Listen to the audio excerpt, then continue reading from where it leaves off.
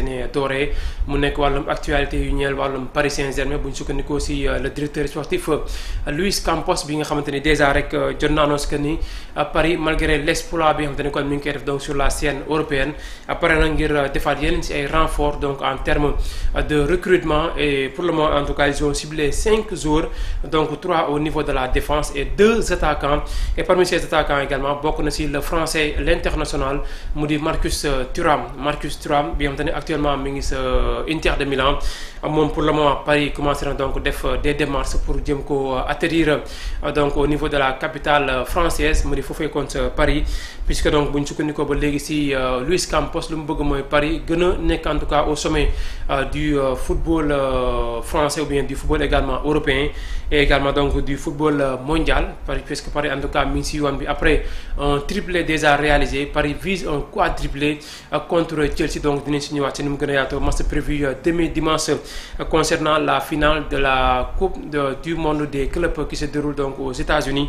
Paris donc pour les secteurs ciblés donc 3 défenseurs la benn défenseur central benn arrière droite boo xamante ne certainement pour accompagner Achraf Hakimi bi nga xamante ne c'est un titulaire indiscutable au sein de l'effectif donc du club parisien mais également côté arrière gauche bi nga xamante ne Nuno Mendes moo fa nekk di ko dérouler moom it un titulaire indiscutable également sur le côté gauche parisien et 2 attaquants aussi donc pour accompagner Vra ak Barcola mais aussi tamit Désiré Doué ak Ousmane Dembélé ñoom ñoo en tout cas les cibles yi nga xamante ni Paris bëgg na ko andi foo fekkoon sa équipe bi ngir mën a également permettre l'entraîneur Luis Enrique mu mën a kon gën a yàgg sur la scène mondiale notamment en tout cas les performances réalisées par le Paris Saint-Germain depuis bien sûr la saison dernière donc Paris Saint-Germain en tout cas mën na la nekk yeneen ci renfort yoo xamante ni bu fekkee ne ñëw nañ biir capitale française bi dina kon gën a permettre Paris mu gën a mën a yàgg kon di dominer le football mondial mais en tout cas dinañ si kon ñëwaat ci nu mu gën a yaatoo surtout également les 3 défenseurs yoo xamante ni Paris ciblé na ko pour renforcer le secteur donc en tout cas défensif mi ngi noonu mu nekk benn si poñ boo xamante ni ñeel na mercato bu Paris Saint-Germain beneen si poñ bi yoon mu ñeel kon wàllum gardien de but bu Paris Saint-Germain mu di Donnarumma xam ngeen ne jamono ji ay négociation renouvellement de contrat si Paris dafa taxaw da ko waral mooy gardien de but bu Paris kon dafa bëgg ñu xoolaat salaire bi nga xamante ni mi ngi ko fay touché estimé à 850 000 euros par mois donc jugé insuffisant par en tout cas ses proches les proches du portier italien ñoom jàpp nañu kon Donnarumma fait partie en tout cas des joueurs clés en tout cas du sacre du Paris Saint-Germain lors de la Champions League remportée par le club francilien. Pour le moment les négociations sont à l'arrêt Donnarumma ba léegi nanguwul a renouveler contrat am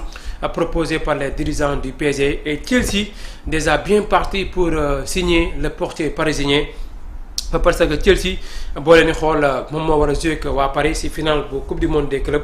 te pour le moment Chelsea commencé na di caytu dossier bu italien bi la di Donnarumma bi nga xamante ne kon bokk na ci kon ñoo xamante ne gën nañoo ràññeeku ci club bu France bi la di Paris Saint-Germain bu fekkee ni kon solution bu jëwul si am ba matu kon Chelsea dina ko attirer foofee kon sa Londres ngir mu mën a kon poursuivre son aventure après l'AC Milan et Paris Saint-Germain et pourquoi pas également un autre grand club européen à savoir Chelsea donc qui est prêt en tout cas à atterrir Donnarumma donc à Londres pour cette saison à venir mais dinañ ci xam dara si finale opposant Paris donc aux Blues de Chelsea finale boobee sax si la ñuy daal di kon addu mu ñeel entre Paris Saint-Germain ak Chelsea bu Nicolas Jackson et pour dire également une finale boo xamante ni dina daal di am enjeu yu bëri non seulement le vainqueur dina nekk koo xamante ne mooy remporter la première édition de ce tournoi réservé en tout cas aux meilleurs clubs européens yi nga xamante ne kon ñoom ñoo gën a ràññeeku en tout cas entre 2020 ba 2024 puisque la FIFA critères yi nga xamante ne tegoon na ko pour attirer les clubs yi nga xamante ni ñoo bokk ci mondial des clubs bi foofee kon ci États-Unis bokk na les vainqueurs des 4 dernières Ligues des champions mooy entre 2020 ba 2024 ñoom ñoo ko daal di kon sekk bokk na ci Chelsea bi nga xamante ne jëloon na ko avec le doublé également de Man City et le Real Madrid également puisque booy xoolee 4 dernières éditions 3 clubs européens képp ñu ñoo jël kon li nga xamante ne moo nekk la Champions League. Les autres donc qui ont complété donc ce tournoi mooy selon le ranking imposé par la FIFA et non la UEFA. L'UEFA bi nga xamante ne kon tegoon na ko benn ranking donc ñoom ñoo ñëwoon complété la liste des équipes donc européennes en tout cas yi nga xamante ne ñoo bokkoon si mondial des clubs. Donc il était donc au nombre de 12 déjà 2 ñoo si des donc 10 yi éliminés mu des Paris ak Chelsea sans compter également yeneen ci club yoo xamante ni bàyyeekoo nañ ci Amérique du Sud, Afrique également qui avait 4 représentants donc dans cette compétition malheureusement tous éliminés donc au premier tour. En tout cas final bi équipe bu koy remporté dina am lu toll ci enveloppe 33,9 millions d'euros donc contre 25 millions d'euros boo xamante ni le vainqueur de la Ligue européenne des champions am na ko. Donc pour dire que ni y a un écart entre la Champions League et le mondial des clubs. Et pour bu ngeen xool aussi mondial des clubs 1 mois képp lañ koy joué donc durée bi 1 mois alors que la Coupe d'Europe donc la Champions League dafa nekk loo xamante ni dafay tirer carrément en longueur. Donc pour dire que également il y a une différence entre ces deux compétitions et peut-être boo moytul dina tamit jur tuuti ci handicap ñeel wàllum en tout cas déroulement du déroulement de la Champions League en Europe, puisque booy xool fii moo ëpp xaalis wàllum FIFA lu mu génne ñeel wàllum mondial des clubs. Équipe buy ñàkk nag bi la final diggante Chelsea ak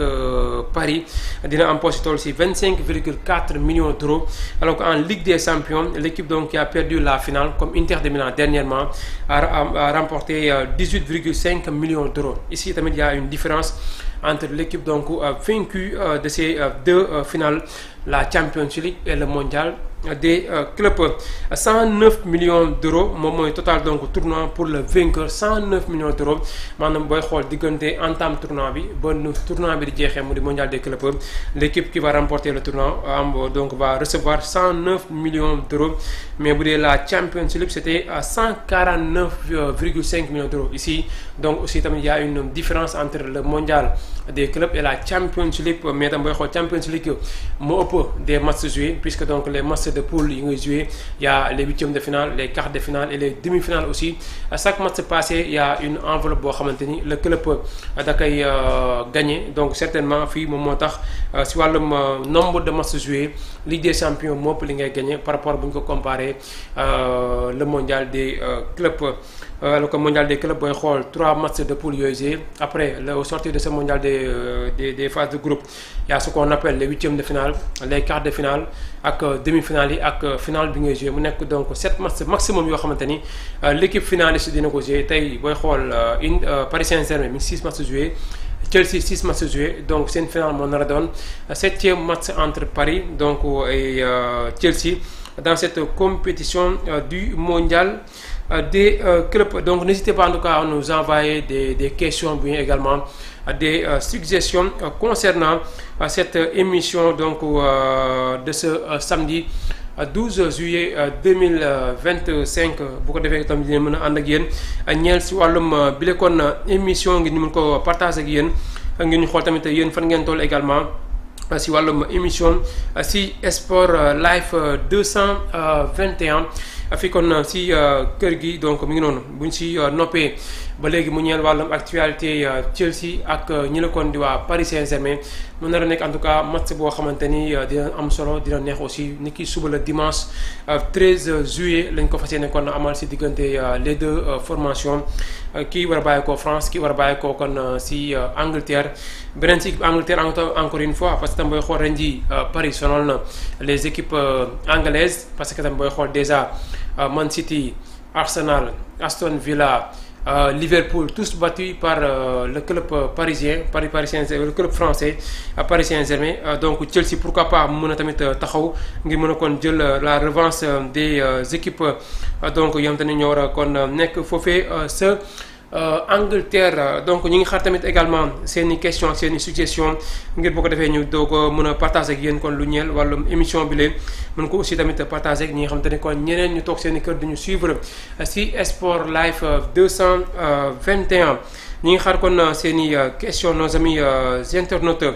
Beneen ci point donc cette fois-ci mu ñeel actualité bu FC Barcelone aussi qui risque en tout cas de perdre